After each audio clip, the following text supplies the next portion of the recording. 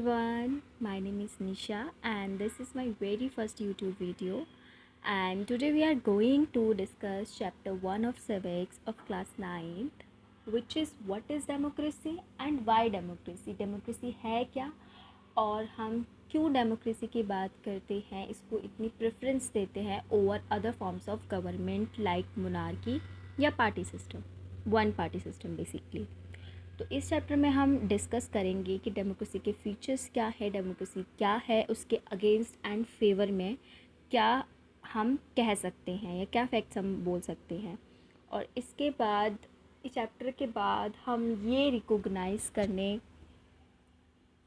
में एबल हो जाएंगे कि democratic and non democratic form of government में क्या क्या डिफरेंसेस होते हैं। तो सबसे पहले हम बात करते हैं व्हाट इज़ डेमोक्रेसी। तो अब्राहम लिंकन जो कि अमेरिका के 16th प्रेसिडेंट थे, वो बोलते हैं कि democracy government of the people by the people for the people है, मतलब लोगों की सरकार लोगों के द्वारा और लोगों के लिए। तो बेसिकली उनके अकॉर्डिंग डेमोक्रेसी जो है लोगों की सरकार है, लोग ही उसे चुन रहे हैं और वो काम किसके लिए कर रही है, लोगों के लिए ही काम कर रही है। और सेकंड पॉइंट में हम बात करते हैं बेसिकली कि डेमोक्रेसी एक फॉर्म ऑफ गवर्नमेंट भी है। ऑब्वियसली डेमोक्रेसी एक फॉर्म ऑफ गवर्नमेंट है, जैसे मोनार्की होती है जिसमें राजा होता है, डिक्टेटरशिप में कुछ एक इंडिविजुअल या फिर कुछ ग्रुप्स ऑफ पीपल जो है शासन चलाते हैं, या वन पार्टी सिस्टम होता है। ऐसी डेमोक्रेसी भी एक फॉर्म ऑफ गवर्नमेंट है। डेमोक्रेसी में क्या होता है कि हम अपने रूलर्स को खुद ही इलेक्ट करते हैं, मतलब लोग जो है इलेक्ट कर रहे हैं उसके रूलर्स को कि कौन उन पर शासन कर सकता है। लेकिन ये बात एक इम्पॉर्टेंट है जो हमें ध्यान में रखनी चाहिए कि not every government that holds an election is a democracy. मतलब हर कंट्री या गवर्नमेंट जो इलेक्शन करवा रही है या जिस कंट्री में इलेक्शन हो रहे हैं वो डेमोक्रेसी है, ऐसा नहीं होता है। क्योंकि डेमोक्रेसी में इलेक्शंस का रेगुलर होना, फ्री और फेयर होना इज़ ऑल्सो इम्पॉर्टेंट। फिर हम बात करते हैं सबसे पहले फीचर्स ऑफ डेमोक्रेसी की, जिसमें फर्स्ट फीचर उसका आता है कि final decision making power must rest with those elected by the people. जो फाइनल डिसीजन मेकिंग है या जो लास्ट फाइनल डिसीजन कोई ले रहा है वो पावर किसके पास होनी चाहिए, हमारे रिप्रेजेंटेटिव्स के पास, क्योंकि उनको किसने चुना है, हमने चुना है। तो अल्टीमेटली वो पावर हमारे पास होगी। इसमें एक एग्जांपल दिया गया है पाकिस्तान का, जिसमें हम बात करते हैं कि अक्टूबर 1990 तक तो वहाँ पे डेमोक्रेसी थी। उसके बाद क्या होता है, जनरल परवेज़ मुशर्रफ क्या करते हैं, सैन्य तख्ता पलट कर देते हैं वहाँ का, और बेसिकली पूरी पावर जो है वो अपने हाथ में ले लेते हैं और अपने आप को chief executive of the country बना लेते हैं। मींस जो मेन काम है डिसीजन मेकिंग का, जो फाइनल पावर होगी वो सिर्फ उनके पास होगी। तो इसके चलते धीरे धीरे क्या होता है कि वो प्रेसिडेंट बन जाते हैं बाद में। पहले तो वो सिर्फ चीफ एग्जीक्यूटिव अपने हाथ में लिया था, बाद में वो प्रेसिडेंट बन जाते हैं। तो साथ में इसका प्रोटेस्ट चलता रहता है। तो 2002 में वो क्या करवाते हैं, एक रेफरेंडम करवाते हैं, मतलब आम जनता से वोट करवाए जाते हैं कि इन्हें प्रेसिडेंट बनाया जाना चाहिए या इलेक्शंस करवाए जाने चाहिए, इस तरीके से।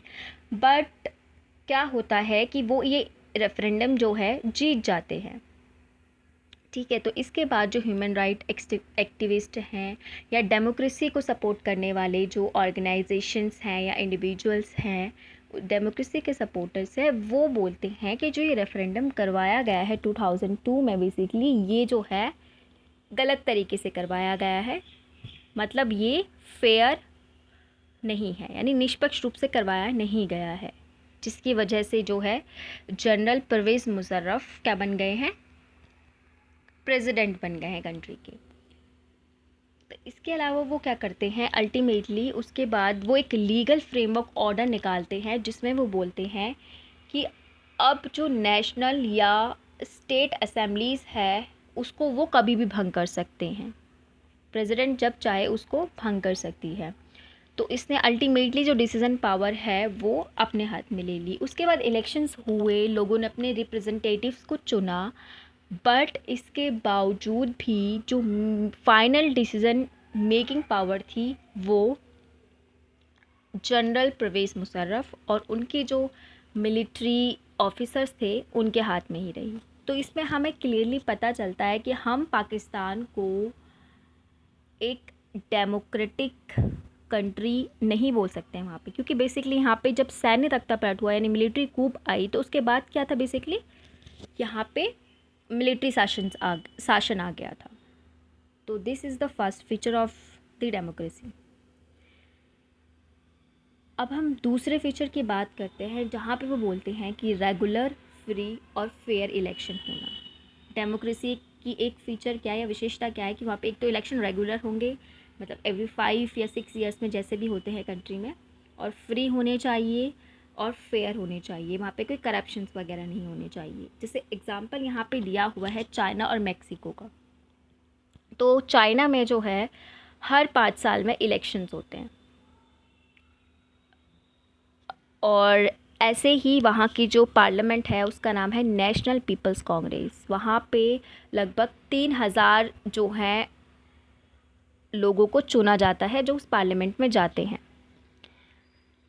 अब ऐसे ही 2002 और 3 के इलेक्शंस हो रहे थे और वहाँ के लिए पार्लियामेंट के मेंबर को चुनना था, बट उसमें एक इम्पॉर्टेंट रोल जो होता है वो कम्युनिस्ट पार्टी यानी चाइनीज़ कम्युनिस्ट पार्टी का होता है।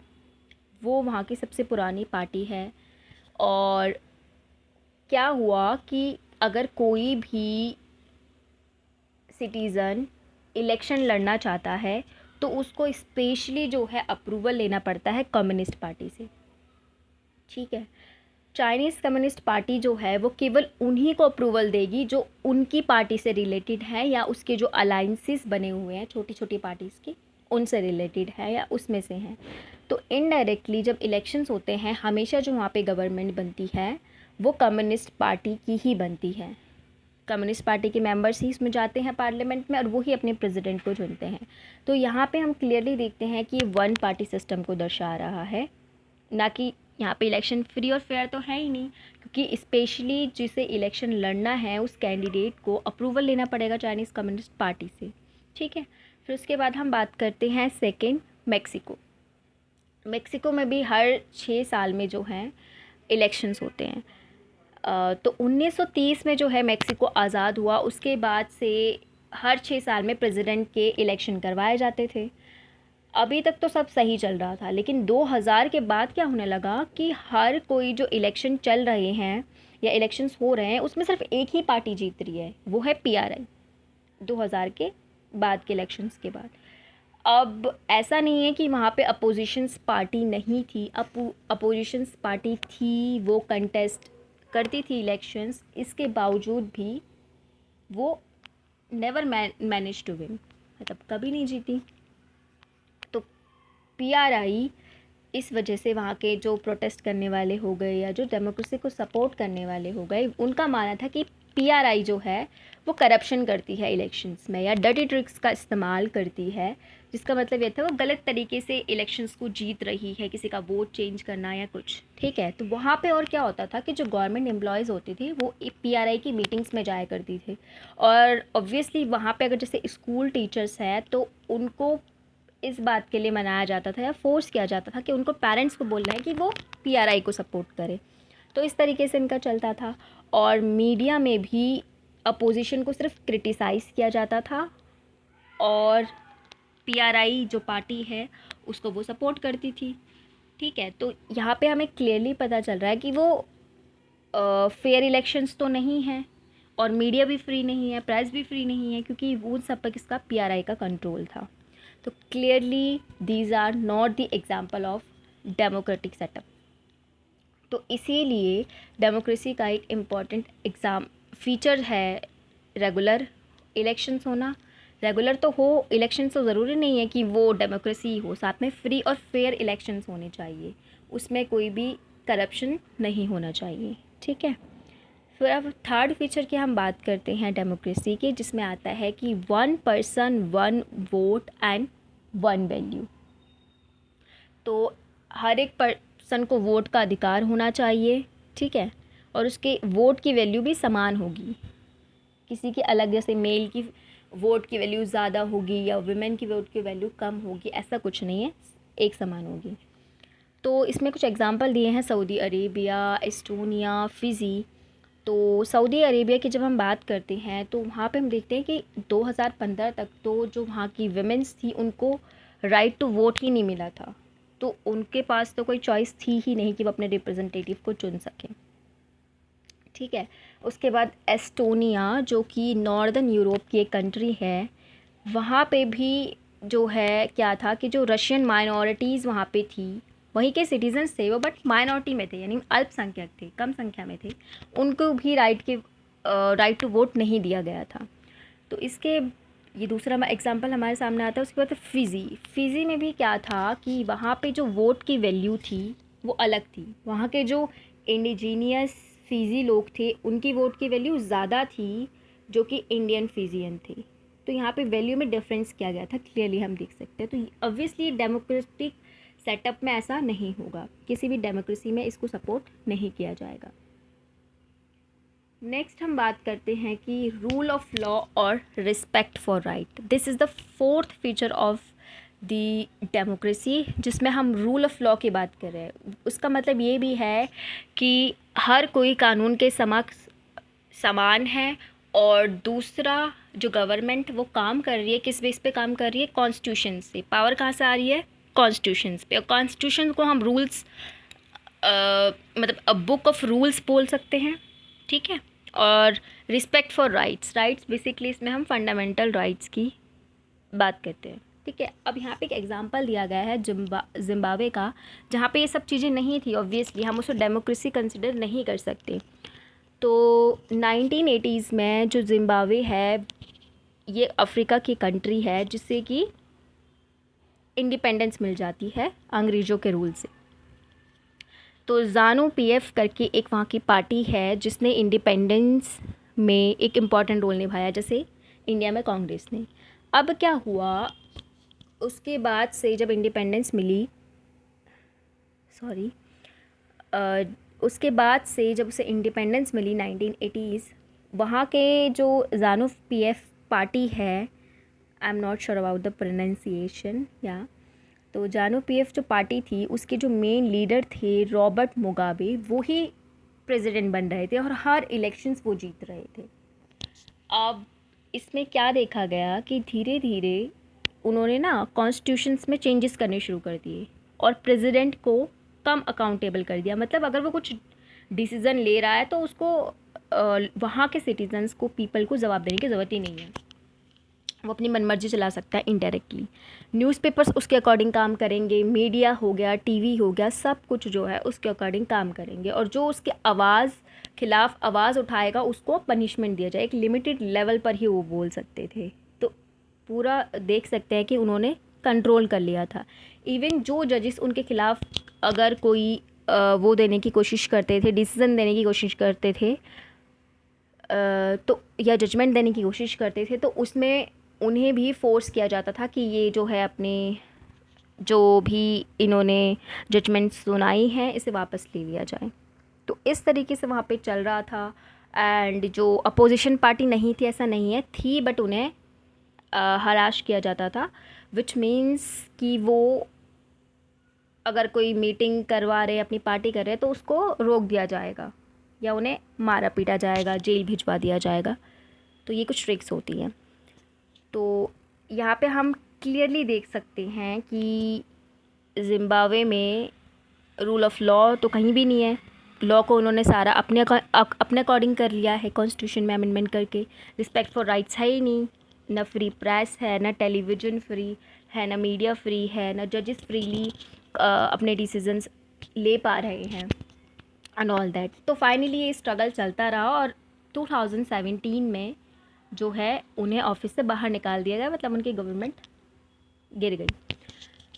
तो these are the some tricks and tips जो कि ऑब्वियसली डेमोक्रेटिक नहीं है, नॉन डेमोक्रेटिक रिजीम को दर्शाती है। तो यहाँ पे हम मान सकते हैं कि देखो, रॉबर्ट मुगाबे को पहले सपोर्ट किया गया होगा, ऑब्वियसली उनका सपोर्ट होगा क्योंकि इंडिपेंडेंस में उनका इम्पॉर्टेंट रोल था, बट वो पॉपुलर सपोर्ट देना उनको या उनको वहाँ के सिटीजन्स ने जो अप्रूवल दिया वो कैसे एक डिक्टेटरशिप टाइप गवर्नमेंट या ऑटोक्रेटिक गवर्नमेंट में बदल गया, ये इसमें बताया गया बेसिकली। ठीक है, उसके बाद नेक्स्ट हम बात करते हैं फिफ्थ फीचर ऑफ द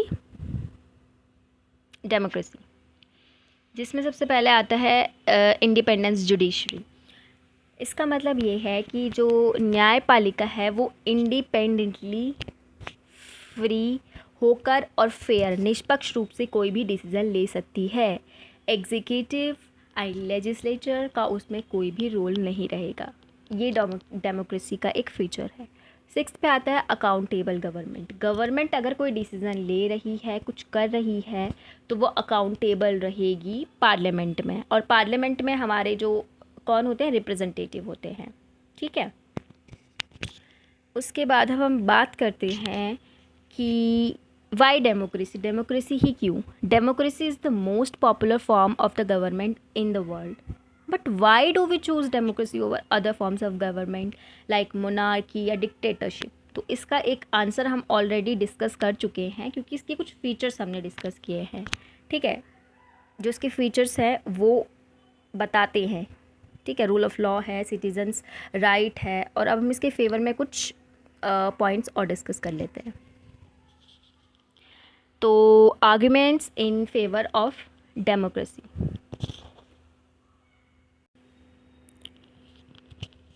तो अब हम बात करते हैं सबसे पहले अकाउंटेबल फॉर्म ऑफ गवर्नमेंट। मैंने वही बोला, गवर्नमेंट कोई डिसीज़न ले रही है तो वो अकाउंटेबल होती है लोगों की तरफ।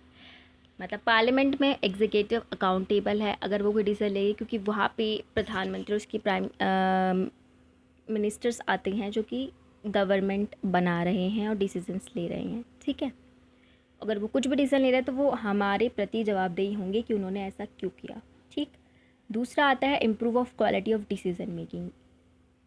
अब क्वालिटी ऑफ डिसीजन मेकिंग, कोई भी निर्णय लिया जाता है, ठीक है, उसकी क्वालिटी कैसे सुधर जाती है, क्योंकि इसमें पहले जैसे हमारे इंडिया में हम बात करें, पहले लोकसभा में जैसे कोई बिल पेश किया गया है, कोई डिसीज़न लिया जाना है, पहले लोकसभा में उस पर बहस होगी, फिर वहाँ से पास होके वो राज्यसभा में जाएगा, फिर वहाँ से पास होके प्रेसिडेंट के पास जाएगा, अगर वो पास नहीं होता वापस जाएगा, फिर इस तरीके से प्रोसेस जो है चलता रहता है। तो एक ऑब्वियसली हमें डिफरेंट पर्सपेक्टिव्स और व्यूज़ पता चल जाते हैं, जिसकी वजह से डिसीज़न मेकिंग में जो है उसकी क्वालिटी इम्प्रूव हो जाती है।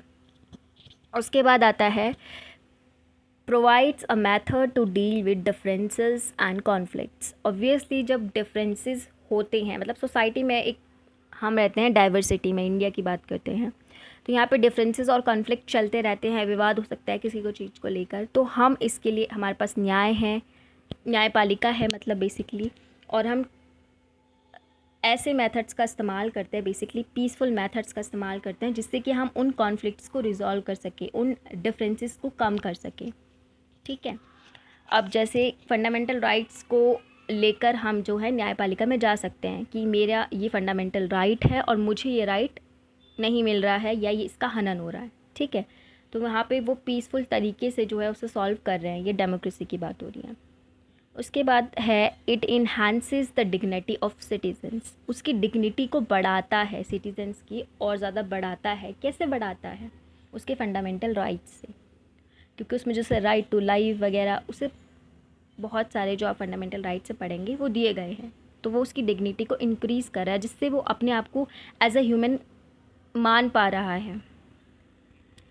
उसके बाद नेक्स्ट आता है it allows us to correct its own mistake. हाँ, ऑब्वियसली ये हमें चांस देता है कि हम अपनी खुद की जो हमने मिस्टेक करी है, अगर हमने कई बार किसी गलत रिप्रेजेंटेटिव को भेज दिया, गलत सरकार को बना लिया, हम अगली बार क्या करते हैं, वोट में चेंज कर देते हैं। ठीक है, तो वोटिंग राइट जो हमारे पास है वो हमारे एक बहुत ही इम्पॉर्टेंट रोल निभाता है डेमोक्रेटिक फॉर्म ऑफ गवर्नमेंट में। बट इसके साथ ही ऑब्वियसली हर कोई चीज़ होती है उसे क्रिटिसाइज़ ज़रूर किया जाता है। तो इसमें आता है कि आर्ग्यूमेंट्स अगेंस्ट डेमोक्रेसी क्या है। सबसे पहले तो माना जाता है कि leaders keep changing in a democracy, this lead to instability. हाँ, ऑब्वियसली कई बार होता है कि अगर अलाइंसेस मिलके बना रही है, गठबंधन सरकार बनी है, तो वो डिसाइड नहीं कर पाते कि कौन जो है पीएम बनेगा, जिसकी वजह से लीडर्स चेंज होते रहते हैं और कई बार सरकार भी गिर जाती है, जिसकी वजह से जो है इंस्टेबिलिटी आ जाती है। ठीक है, तो ये पॉइंट ठीक है। बाकी हम मेनली लास्ट में इसके फेवर में ही बात करते हैं।